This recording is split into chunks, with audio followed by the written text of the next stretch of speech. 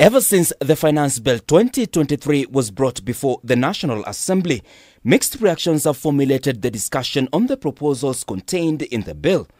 Key among them is the VAT increase on petroleum products by 8% to a total of 16% and the 3% housing levy set to be deducted on salaried employees. A cross-section of Kenyans and the opposition leaders have vehemently opposed the bill, with the government led by President William Ruto continuing to mount a defense on several occasions. Welcome, Your Excellency. Madaraka Day Fit presented another opportunity for Ruto to convince Kenyans as to why his government was keen on the controversial housing fund proposals.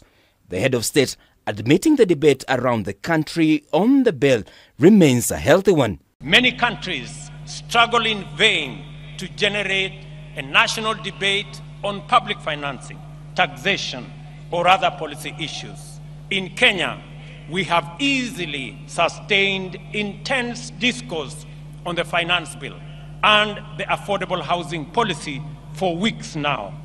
The debate has remained issue-oriented, and there is no hint of divisive ethnic rhetoric at all. The president argues that, among others, the housing fund will be key in creating employment. According to the head of state, the input on the housing sector extends to other sectors, which will be key in developing local industries, balancing of trade and growth of wealth. It's our responsibility as we implement the housing plan,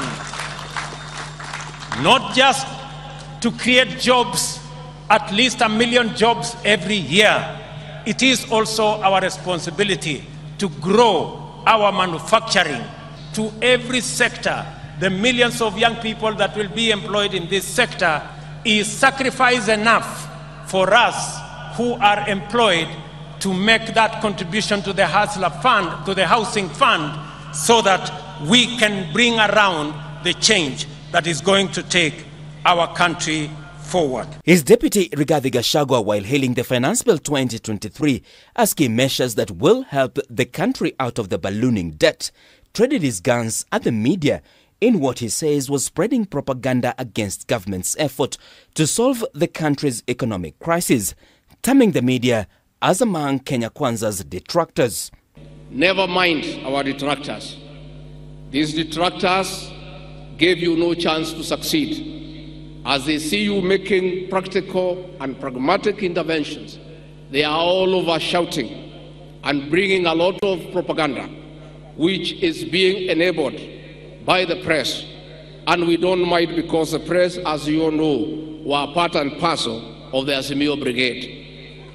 And therefore, Your Excellency, we want to urge you to continue with the confidence that the people of Kenya will give you the necessary support. Gachagua is instead challenging the president to ignore detractors, since Kenyans are fully behind him. We want to encourage you that many Kenyans, though quiet, have confidence that the measures you have come up with will improve the welfare of the Kenyan people. The opposition has since demanded the government withdraws the bill, which will increase the cost of living that has been key contentious issue that has seen the opposition take to the streets in protest. Failure to withdraw the finance bill will likely see the opposition back to the streets if the demands are not met by Monday next week.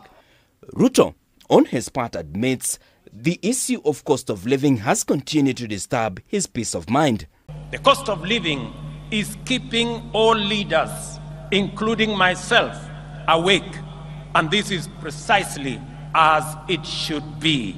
The president aims to increase government revenues from taxes collected, which he says will be able to allow him fulfill his campaign promises. Martin Pio, K24 TV, Nairobi.